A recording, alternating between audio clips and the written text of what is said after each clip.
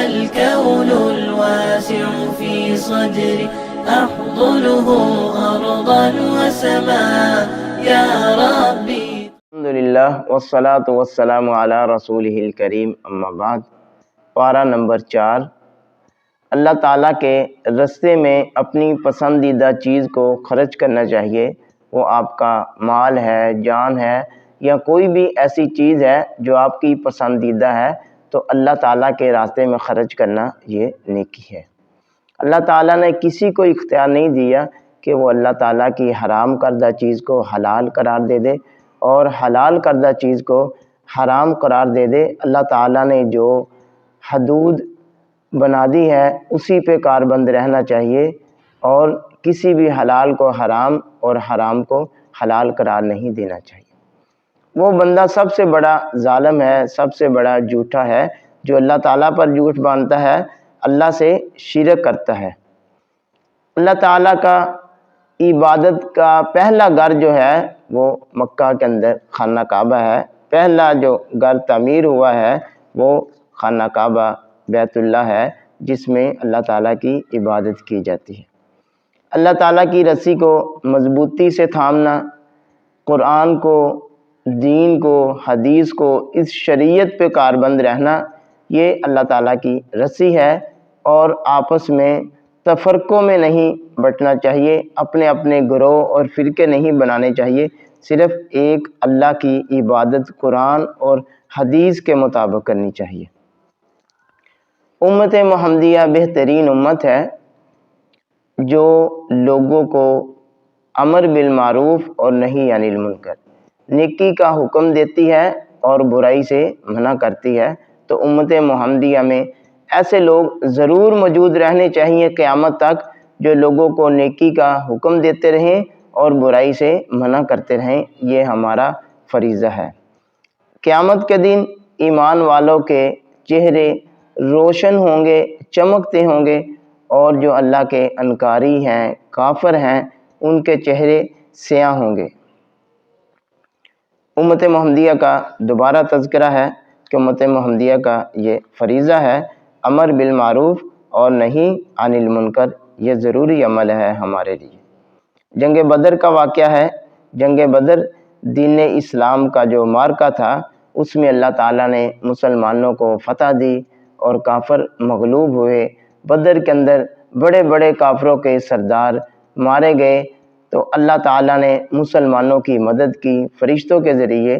تو ہم بھی اللہ تعالیٰ کی عبادت کرتے ہوئے اللہ کو پکاریں سچے دل سے، تو اللہ تعالیٰ ہماری بھی مدد کرنے کو تیار ہیں۔ اللہ تعالیٰ ہر بندے کی مدد کرتے ہیں جو بھی اللہ تعالیٰ کو پکارتا ہے۔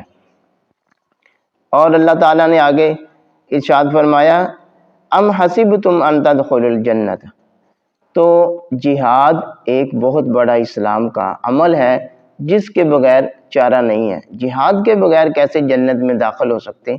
نبی کائنات علیہ الصلوۃ والسلام نے فرمایا تھا، لا صدقۃ ولا جہاد فبما تدخل الجنہ۔ جہاد اور زکوٰۃ کے بغیر کیسے ہم جنت میں داخل ہو سکتے ہیں؟ آگے مسلمانوں کو، ایمان والوں کو نصیحت ہے کہ ایمان والوں کو کافروں کی اتباع نہیں کرنی چاہیے، کافروں کی پیروی نہیں کرنی چاہیے، کافروں کے پیچھے نہیں لگنا چاہیے، بلکہ دین اسلام کو شریعت کے مطابق جو دین اسلام کا حکم ہے اس کو ماننا چاہیے، اس کی اتباع اور پیروی کرنی چاہیے۔ اللہ تعالیٰ نے مسلمانوں پہ احسان کیا کہ مسلمانوں کی آپس میں محبت، الحب للہ والبغض للہ۔ تو اللہ تعالیٰ کہتے ہیں اللہ کے احسان اور اللہ تعالیٰ کی نعمت ہے، اس کے بغیر ہم دنیا جہان کا مال خرچ کر لیں، ہم آپس میں ایک دوسرے سے محبت پیدا نہیں کر سکتے۔ یہ اللہ تعالیٰ کا احسان ہے۔ ایک اور احسان اللہ تعالیٰ کا مسلمانوں پہ، ایمان والوں پہ، اللہ تعالیٰ نے انسانوں میں سے ہی ایک انسان کو نبی مبعوث کیا، نبی بنایا، پیغمبر بنایا، رسول بنایا، جو ہماری رشد و ہدایت کے لیے ہمیں دین اسلام سکھاتا ہے، ہدایت بتاتا ہے، دین اسلام کی تعلیم دیتا ہے۔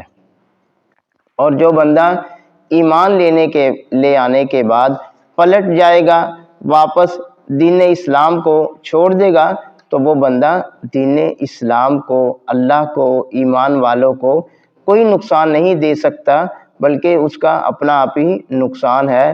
منافقین کا تذکرہ ہے جنگ احد کے حوالے سے کہ منافقین جو ہے وہ طرح طرح کی باتیں کرتے تھے مسلمانوں کے لیے، تو منافقین کا کردار ادا نہیں کرنا چاہیے، ایمان والوں کا کردار ادا کرنا چاہیے۔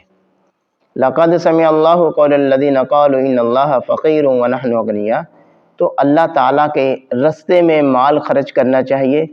تو یہ اپنے دل کو تنگ نہیں کرنا چاہیے کہ ہم اللہ تعالیٰ کے رستے میں مال خرچ کریں، اللہ کو کیا ضرورت ہے، غریب ہے، یتیم ہے، مساکین ہے، مدارس ہے، جہاد ہے، اسلام ہے، وہاں ضرورت ہو تو اپنے مال کو خرچ کرنا چاہیے، اور یہ اعزاز سمجھنا چاہیے کہ اللہ تعالیٰ نے میرا مال قبول کر لیا ہے۔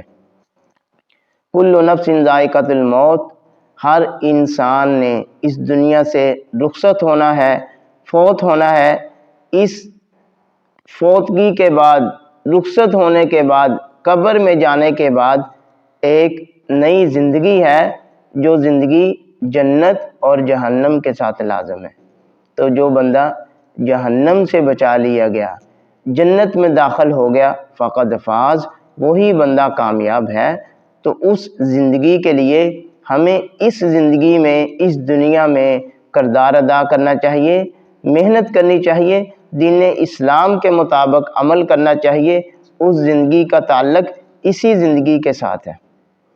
ان فی خلق السماوات والارض، تو اللہ تعالیٰ نے زمین و آسمان میں، دن اور رات میں، پہاڑوں میں، سمندروں میں، دنیا کی کوئی بھی چیز آپ دیکھیں تو ہمیں اللہ تعالیٰ کی نشانیاں نظر آتی ہیں۔ دن بدن جیسے جیسے سائنس ترقی کر رہی ہے، جدید ٹیکنالوجی آ رہی ہے، اللہ تعالیٰ کی نشانیاں زیادہ سے زیادہ بڑھتی جا رہی ہیں۔ آج موبائل میں، کمپیوٹر میں، میموری کارڈ میں ہم پرانا ریکارڈ نکال کے اس کو دیکھتے ہیں، پرانے ڈرامے، فلمیں، دینی دنیاوی چیزیں دیکھتے ہیں۔ تو اللہ کے پاس جب سے یہ دنیا کائنات ہے، اللہ کے پاس یہ ساری کی ساری چیزیں موجود ہیں، تو اللہ تعالیٰ یہ چیزیں ہمارے سامنے کر دیں گے۔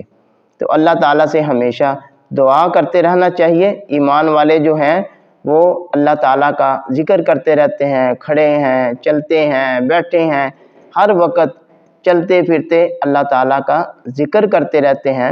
تو نبی کائنات علیہ الصلاۃ والسلام نے فرمایا الا لسانک رطبا من ذکر اللہ، ہمیشہ مومن کی، ایمان والے کی زبان اللہ کے ذکر سے تر رہنی چاہیے۔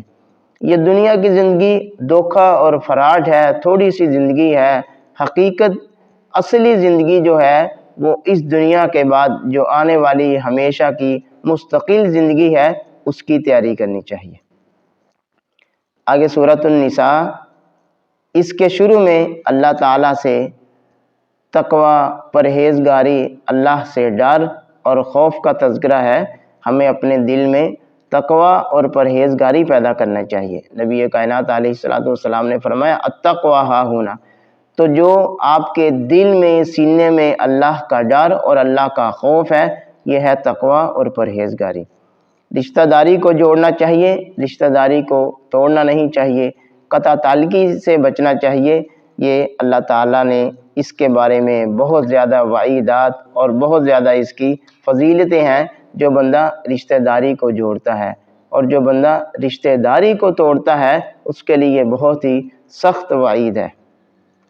آگے یتیموں پہ مال خرچ کرنا، تو ہمارے پاس مال جو ہے اس کو غریبوں پہ، یتیموں پہ، مساکین پہ خرچ کرنا چاہیے۔ ان کا ہمارے مال میں اللہ تعالیٰ نے حصہ رکھا ہے، اور عورتوں کو ان کا حق مہر دینا چاہیے۔ حق مہر کے بغیر اگر کوئی عورت یتیم ہے تو اس وجہ سے اس کے اوپر ظلم اور زیادتی نہیں کرنی چاہیے، بلکہ یتیم ہے، بیوہ ہے، جیسے بھی ہے، تو عورت کے ساتھ آپ نے اگر نکاح کرنا ہے تو اس کو اس کا حق مہر دینا چاہیے۔ اور اللہ تعالیٰ نے ایک مرد کو اجازت دی ہے، وہ ایک شادی کر سکتا ہے، 2 کر سکتا ہے، 3 کر سکتا ہے، 4 تک ایک آدمی کو اجازت ہے شادی کی۔ آگے وراثت کے مسائل ہیں۔ اللہ تعالیٰ نے وراثت میں عورتوں کا بھی حق رکھا ہے۔ ہمارے معاشرے میں عورتوں کو وراثت میں حصہ دار نہیں بنایا جاتا، تو اللہ تعالیٰ نے عورتوں کا بھی حصہ مقرر کیا ہے۔ وراثت، جو آدمی اس دنیا سے رخصت ہوتا ہے، فوت ہوتا ہے، اس کے بچے ہوئے مال کو وراثت کہتے ہیں۔ تو وراثت میں عورتوں کا بھی حصہ ہے۔ مرد کا عورت کے مقابلے میں ڈبل حصہ ہے، مرد کے 2 حصے ہیں اور عورت کا 1 حصہ ہے۔ اللہ تعالیٰ نے اس کا قانون اور قاعدہ مقرر کر دیا ہے۔ شروع اسلام کے اندر وراثت، جو آدمی فوت ہوتا وہ نصیحت کر جاتا، اسی کے مطابق، اس کی وصیت کے مطابق اس کے مال کو، اس کی وراثت کو تقسیم کیا جاتا۔ بعد میں اللہ تعالیٰ نے وراثت کے خاص حصے مقرر کیے۔ اب ہم اسی ترتیب سے انہی قوانین کے مطابق وراثت کو تقسیم کریں گے۔ 1/3 تک بندہ وصیت کر سکتا ہے فوت ہونے والا، اس سے زیادہ وصیت نہیں کر سکتا۔ آگے اللہ تعالیٰ نے وہ عورتیں جن سے آدمی نکاح نہیں کر سکتا ان کا ذکر ہے۔